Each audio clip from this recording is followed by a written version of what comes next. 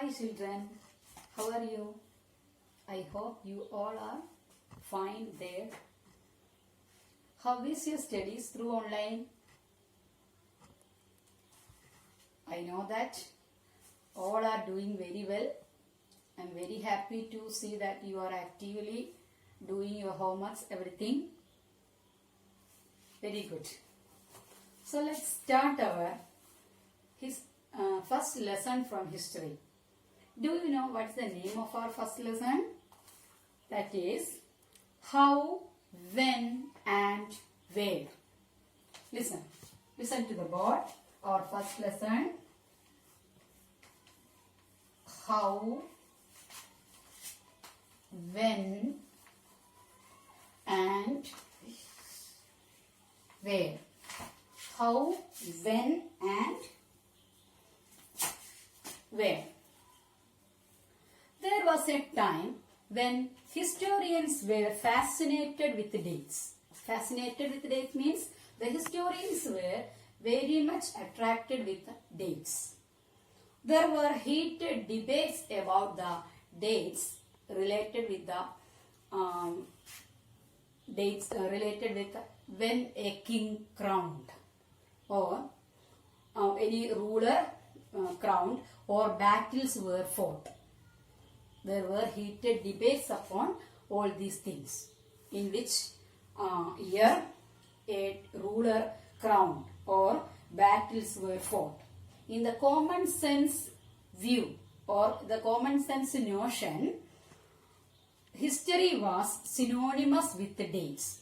That means history is all about dates. A common say is there. History is all about dates. You may have heard people say that it's very boring. History is very boring. Some people always say that history is very boring because everything is related with the days. So it is very difficult to remember all these days. So you also may have said it. Okay. Some people don't like history to study only because of these dates. What about you? Don't you like history? Maybe or may not be. I know that. But is such a conception true? Is such a concept true? History is certainly about changes that occur over time. See, history is certainly about changes that happens over the period. It's about finding out how things were in the past. History is about how things were in the past and how the changes happen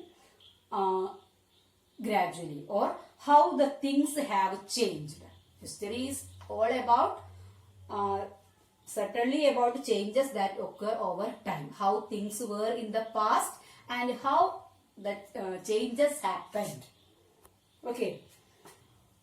As soon as we compare the past with the present, we refer to time, we talk of before and after. Whenever we compare past with present, we use the words before and after. Living in the world, we do not always ask historical questions about what we see around us. We see different things around us, but we are not always asking historical questions. We may have questions, but it should not be historical always. We take things for granted. That means we take all the things are granted to us. Okay, as if what we see has always been in the world we inhabit. We think that what are the things we have around us, all these things are always been in the world where we inhabit. So we have never asked such questions always. But most of us have our moments of wonder. At that moment, we ask some questions that are really historical. For example, if we happen to see someone sip a cup of tea or coffee in the roadside tea stall, we will think or we will ask ourselves a question. When did the people begin to drink tea? That question is a historical question. Okay, if when we see someone drinking a cup of tea or coffee, sometimes we will think that when did the people begin to drink tea or coffee? It is a historical question. Like that, when we travel in a train, if we sit in the window seat, we will think many things, as you know that. Sometimes we will think that how the people travel long distances before this type of train, bus, all these type of vehicles invented. How did the people travel long distances? This type of questions are really historical. Okay? Or reading the newspaper in the morning, you may be curious to know how the people got to hear about things before newspapers began to be printed. Before the newspapers began to be printed, how the people actually hear about the newses. All this type of questions is coming in the list of historical questions.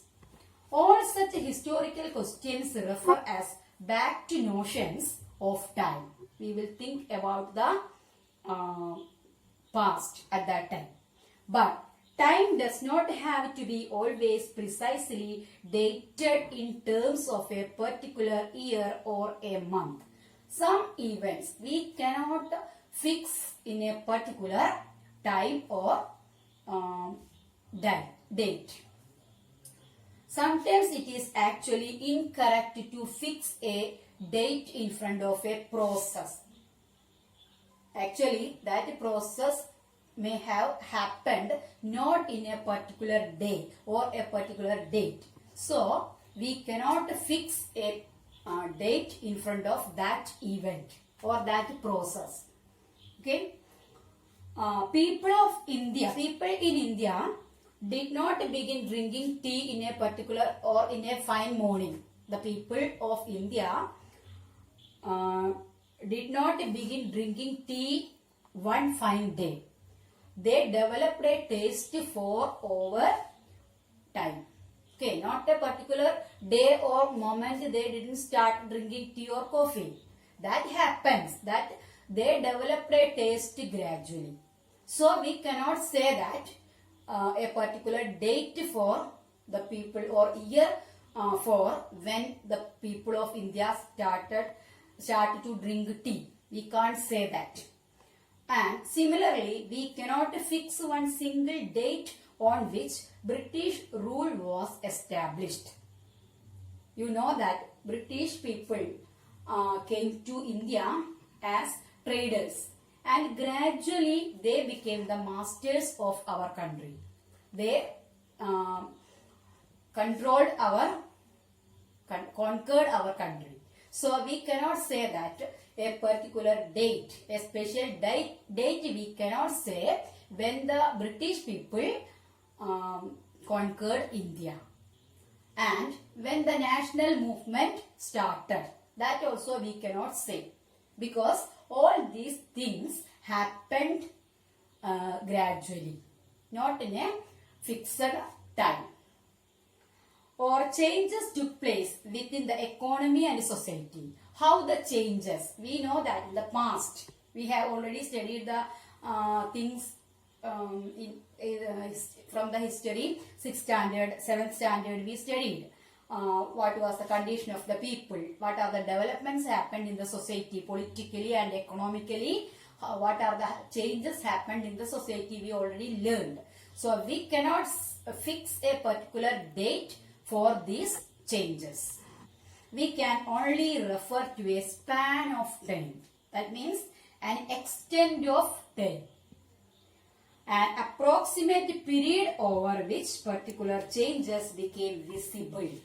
All some changes visible in a special period, or that only we can mention. We cannot mention a special year or a special date for this type of processes.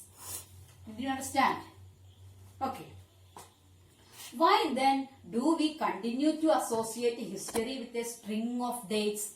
Then also we are going behind the dates in history. Then why? Why we are going associate history with a string of dates? This association has a reason. There was a time when history was an account of battles and big events.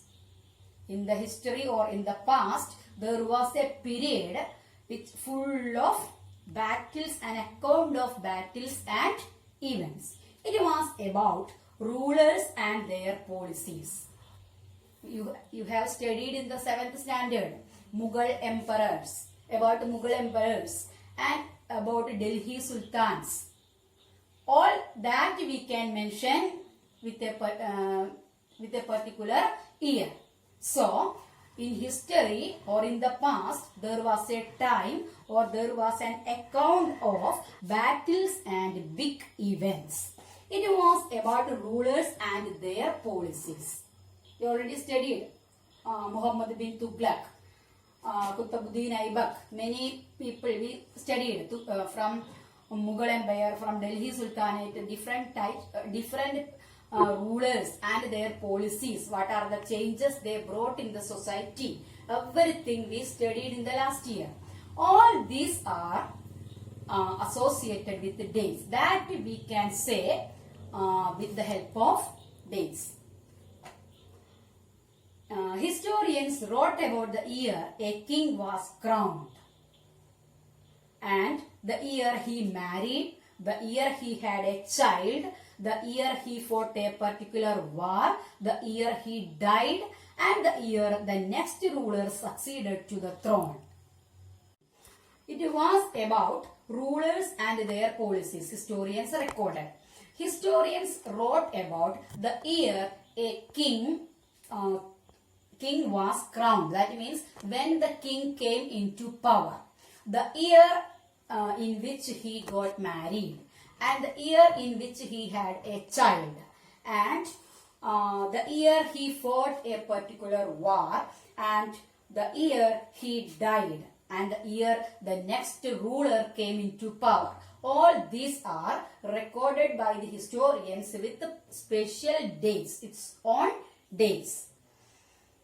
For events such as these, specific dates can be determined, and in histories such as these, debates about dates continue to be important. So, all this type of events has its own dates. So, specific dates can be determined, and in histories such as these, debates about dates continue to be important.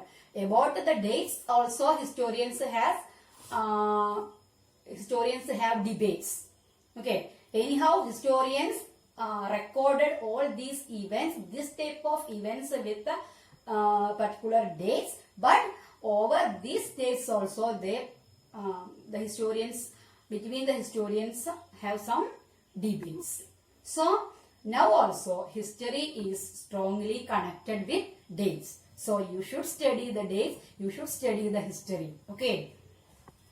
As you have seen in the history textbooks of the past 2 years, historians now write about a host of other issues.